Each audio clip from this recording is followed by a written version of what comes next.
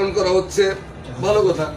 আমরা আমাদের শহীদ বুদ্ধিজীবীদের হারিয়ে মেধাশূন্য হয়েছি, অভিভাবক শূন্য হয়েছি, জ্ঞানের সঙ্গে আমাদের দূরত্ব বেড়ে গেছে, এগুলো সঠিক। কিন্তু 71 সালের মুক্তিযুদ্ধকে খেলে ওই বুদ্ধিজীবী মারা গেছিল, আমার কৃষকরা মরে নাই? তাহলে 71 সালের কোনো একটা দিনকে শহীদ কৃষক দিবস করা হয় না কেন? কেন আমাদের মুক্তিযুদ্ধে যে শ্রমিকরা মারা গেছে তাদের জন্য একটা শ্রমিক দিবস, শহীদ শ্রমিক দিবস করা হয় না কেন? কেন আমাদের ছাত্র যারা মারা গেছে তাদের জন্য একটা শহীদ ছাত্র দিবস করা হয়নি? কোনো কিছু না করে, কাউকে গুরুত্ব না দিয়া আপনি বুদ্ধিজীবীদেরকে উচ্চকিত করতে চান, যাদেরকে অপঘাতে মারা গেছে। দরজার দ্বার প্রান্তে স্বাধীনতা, একদিন পরে সূর্য উঠবে, সেই মুহূর্তে পাকিস্তান আর্মি হোক, ইন্ডিয়ানরা হোক, আল বদর হোক, আল শামস হোক, কেউ তাদের মেরেছিল, তো তাদেরকে আমরা স্মরণ করছি, শ্রদ্ধা জানাচ্ছি, এটা তাদের পাওনা।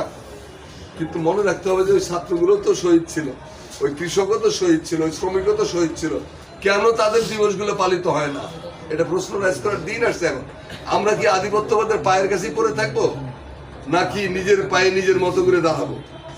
সেই প্রশ্ন রাখলাম, এবং এই প্রশ্নের ভেতর দিয়ে আমার বক্তব্য আমি শেষ করতে চাই।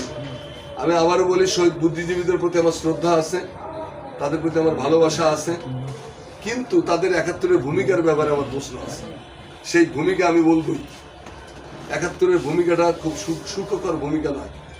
এই বুদ্ধিজীবীদের মধ্যে এমন কেউ ছিলেন, এমন দু একজন ছিলেন যারা পাকিস্তান বেতারে, রেডিও পাকিস্তান থেকে মুক্তিযুদ্ধের বিরুদ্ধে বক্তব্য দিয়েছেন, অনুষ্ঠান করেছেন, বিবৃতি দিয়েছেন যে মুক্তিযুদ্ধরা দুষ্কৃত করে, এগুলো কথা বলেছেন তারা।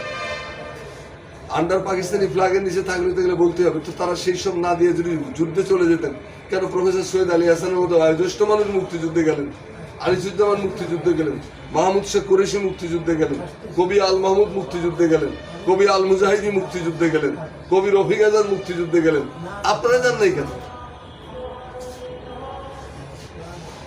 বাস, প্রশ্ন অনেক, উত্তরে পাহাড়, কারণ উত্তর দেওয়ার মতো লোক আমাদের সামনে নাই।